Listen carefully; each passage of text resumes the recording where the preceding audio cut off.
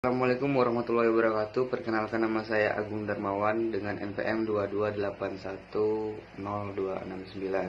Baik, kali ini saya akan membahas tentang pengolahan analisis data dan metode uji statistik sebagai analisis data.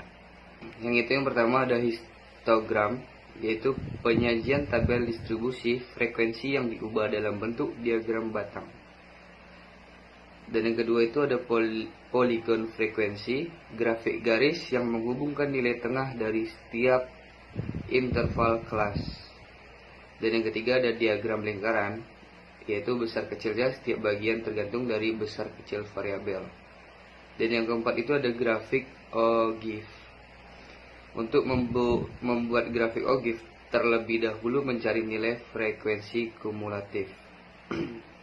Dan penyajian data dalam bentuk tabel itu terdiri dari dua. Yang pertama itu ada tabel satu arah, yang dimana tabel yang menunjukkan satu variabel atau satu karakteristik saja.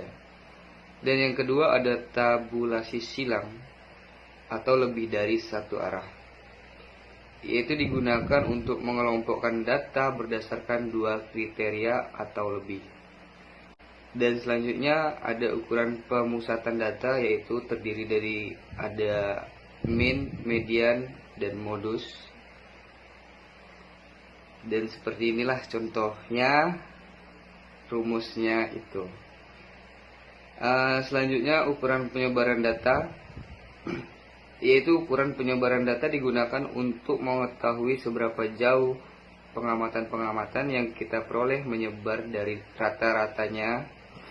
Semakin dekat penyebaran data ke rata-ratanya atau ukuran sebaran datanya semakin kecil, maka rata-rata tersebut benar-benar representatif mewakili sekumpulan data yang diamati. Yang pertama yaitu ada rentangan. Rentangan atau daerah jangkauan adalah selisih antara nilai terbesar dan terkecil dan serangkaian data. Dan ada rumusnya juga seperti yang di PPT. Dan yang kedua ada varian. Nilai varian dari sekelompok data dapat menjelaskan homogenitas dari data tersebut. Semakin kecil varian dari sekelompok data, maka semakin homogen. Begitu juga sebaliknya, semakin besar varian, maka data semakin heterogen. Dan dia ada dua rumus. Yang pertama itu ada rumus sampel seperti di gambar. Yang kedua ada rumus populasi. Selanjutnya ada simpangan baku. Simpangan baku atau standar deviasi adalah nilai yang menunjukkan tingkat variasi kelompok data atau ukuran standar penyimpangan dari nilai rata-ratanya.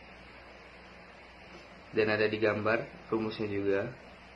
Selanjutnya ada model uji statistik sebagai analisis data, terdiri dari tiga. Yang pertama analisis asosiatif, yaitu untuk menguji atau tidaknya hubungan keberadaan variabel dari dua kelompok atau lebih.